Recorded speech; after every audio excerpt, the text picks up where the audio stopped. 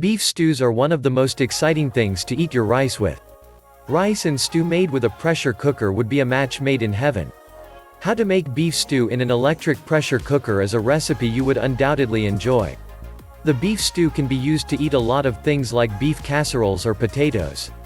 The beef stew in the pressure cooker can be ready in less than 50 minutes.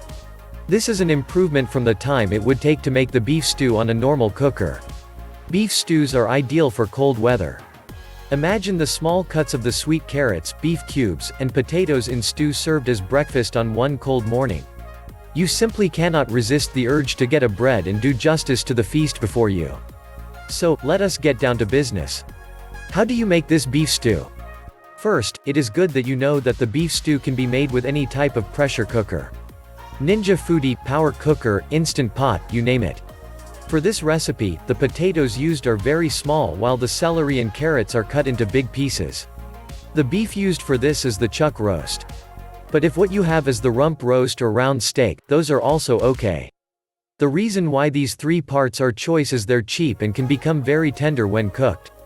Remember to cut the meat into equal sizes to make it cook faster and evenly. The first thing you have to do is brown your beef. When you must have made the beef brown, you can add sautéed onions. Then place the whole mixture, beef broth, into a pan. Use your ladle or a big spoon to stir. A thorough stir ensures that all the ingredients that must have settled at the bottom during the browning process are loosened from there. The greater the amount of the brown stuff at the bottom, the tastier the stew would turn out. While browning your beef, care must be taken so as not to burn the beef. If during the browning process, the beef seems to be getting burnt, you can add a little amount of broth or you can add oil. If the browning is almost done, you can add just broth. If the beef has more parts that are yet to get browned, then it is wise to add a teaspoon of oil, then adjust the amount of heat that is being supplied to the meat. Using a frozen beef in making the beef stew. If you are using frozen beef in making the beef stew, know it would take the cooker 5 minutes to come to pressure. If the meat is frozen and clumped together, defrost first before adding beef or browning it. The vegetables used for the meal should not be added until the meat becomes tender, else the nutrients would be lost due to excess heat. When you cook the meat inside the cooker for 10 minutes, the meat should be tender by then. But if you want the meat to be super soft, then you have to cook it for a longer period. Even though you are cooking with a pressure cooker that does not require much opening and closing, it is good if you taste the meat once in a while to see that it is tender just like you want it. The reason why you should taste is so you can end up eating what you want, how you want it. If the meat needs some amount of chewing before softening after cooking, you can put it back, cook using high pressure. This should last for an additional 5 minutes, then you can add your vegetables. You can absolutely use thickeners for the stew. The thickeners could either be cornstarch or corn flour. Whichever choice you finally end up making, remember that you have to dissolve them in water, so they do not form clumps in the stew. The thickener should be added only after you are done using the pressure cooker to cook. Pour the corn flour in a bowl and add water. Gently stir the mixture until it is smooth. If the mixture needs more water, you can add the stew broth and continue stirring. Do not add into the pot if the mix of the flour and water is not smooth. Lumps would make a mess of every other thing you had done right up till this point. Once the mixture is smooth, you can now pour into the pot and keep stirring continually and gently. Some people prefer the cornstarch to the corn flour. That is a valid choice too. It would even take away gluten out of your stew. You can use 2 teaspoons of cold water to dissolve 2 teaspoons of cornstarch. Just as stated above, you have to stir and mix until it becomes smooth.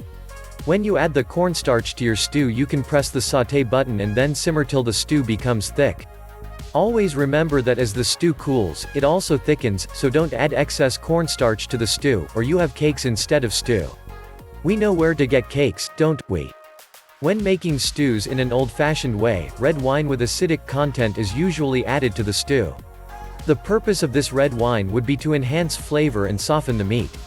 This is optional when you are cooking with the pressure cooker. You can choose to add the wine or not. You can add half to 1 cup of the red wine to the stew. You can also add potatoes to the beef stew. When you get the small potatoes, wash and then peel them gently, so you do not cut off valuable, eatable flesh. Select potatoes of the same size or cut them into the same smaller sizes and add to the stew. The potatoes would not alter cooking time. as they don't need much heat to soften. Procedure for making the stew. This delicious meal can be ready for you to consume in less than 1 hour. The time for preparing all that is needed to cook this meal is just about 20 minutes. The time that the food is required to stay in the pressure cooker is even less, 12 minutes. You can add 10 minutes more for tough meats and other unprecedented factors. This brings the total amount of cooking time to 42 minutes. The ingredients listed here are on assumption that the meal is for 6 persons. 1. 2 pounds of chuck roast. Cut them small so that they can cook evenly.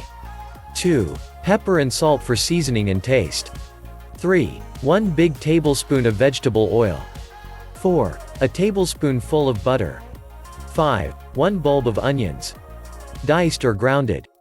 6. 2 cans of reduced sodium beef broth. 7. 1 can of tomato paste. You can also use fresh tomatoes, but you have to grind them thoroughly. 8. 2 tablespoons full of dried parsley. 9. Small potatoes, at most 8 in number. Peel and cut them evenly. 10. 2 bay leaves, a celery rib and 3 carrots. Cut them into small pieces. 11. Quarter cup of choice flour for thickening the stew. 12. Quarter cup of frozen corn and half a cup of peas. Instructions on cooking the stew. Wash the meat thoroughly with salt. Add pepper and salt in generous quantities. Press the sauté button on the pressure cooker and add cooking oil. Add butter too and let it melt in the pot. If the butter melts, you can use it to brown meat batch by batch. Each batch should stay for just 5 minutes in the pot. Ensure that the meats are all touching the bottom of the cooker. None should rest above the other. This is to make sure they are browned evenly. When the meat is browned, remove them from the cooker and place them on a plate. You can add the diced onions into the cooker and sauté for just 3 minutes. As the onion is cooking, use your big spoon to stir gently until the onions are very soft. While you are stirring, make sure you deglaze the cooker, scrape any bits of brown that may have stuck to the cooker's bottom. Put in the tomatoes and keep stirring. At this point, you can also add other ingredients and the browned meat. Close the lid of the cooker and lock in place. Press the high pressure button and then choose the 10 minutes of cooking time.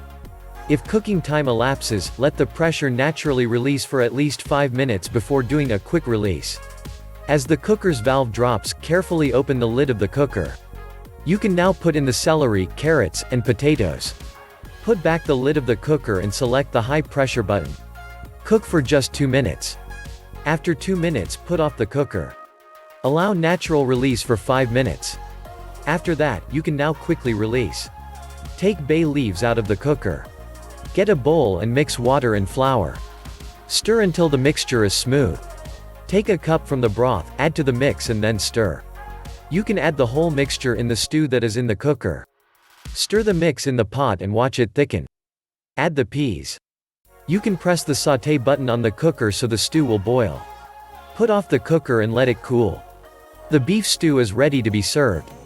If you've enjoyed this video, click the subscribe button below and hit the notification bell so you'll know once we post a new video. Also, drop a comment below so we can know your thoughts. Finally, don't forget to check the description below for more details and visit our site www.zimcookers.com for more awesome cooker content like this.